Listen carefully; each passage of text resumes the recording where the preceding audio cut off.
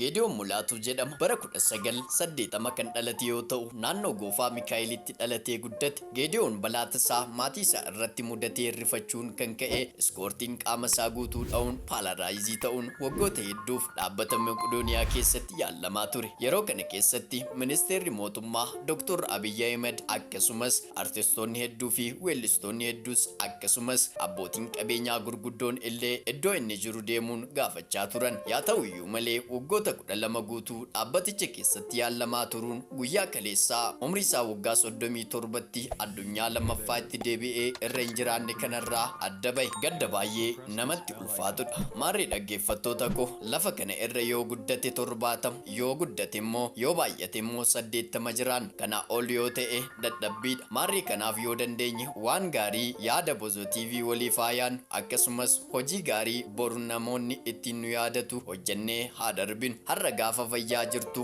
maal akka raawwattuu fi galmi kee borii maal akka ta'e adda baastee hubattee laata? Kuni gaafidha. Addunyaa kanarratti kuma lakkoofta malee kuma hin jiraattu. Garuu yeroon keenya ishee gabaabduu qabnu kana keessatti meeqan keenyatu waan gaarii waliif yaadee beekaree kan boru wal biraa dhabamnee reeffa taanee bannuuf jiruuf jennee gaarummaaf jaalala wal dhorkinee hammeenyan wal dararaa ol kan guyyaa wal biraa dhabamnu hin beekne maqaa badii fi shira meeqan hamilee wal buusaa ol daandii gaarii irraa wal balleessinee karaa badii fi gaarummaa hin qabne irra meeqan keenyatu wal ofaa oola. Maqaa gaarii wal irraa fuunee hammeenya maqaa yaraa waliif moggaaf jireenya boru foon keenya akkanatti tortoree irbaata biyyootaatu kana abdannee waan fokkataa fi kan ija namaaf ija waaqaa biratti gaarii hin taane daragaa ol. Garuu boriin keenya maal akka taatee fi galmi kee borii maal ta'a laata jennee hiyyaan sammuun keenya yeroo baay'ee jireenya amma jiraatee darbu malee isa boriif hin yaadu. Baay'een keenya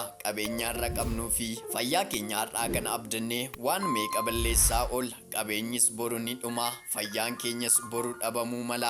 Garuu gochi keenya irra nuti goonu ammoo gaaris ta'u yaraa fuuldura keenya taa'ee nu eega. Kan boru dhiisnee deemnuuf jennee meeqatu qabeenya isaa ilaalee hiyyeessa meeqa girirsaa oola. Kan fayyaa guutuu qabu fayyummaa isaa har'aa ilaalee meeqatu dhibamaatti kolfaa oola. Garuu nus boru akkanuma bareenni keenyas qabeenyi keenyas harca'ee qofaa keenya akkanatti reeffa taanee irbaata biyyee taana. Gaarummaa fi yaada gaarii namaaf gochuu dadhabnullee waanuma gaarii namaaf hawwaa yoon balleesse immoo dhiifama na of galchaa. Lafa nagaa oolaa ani qaxalee keessaniif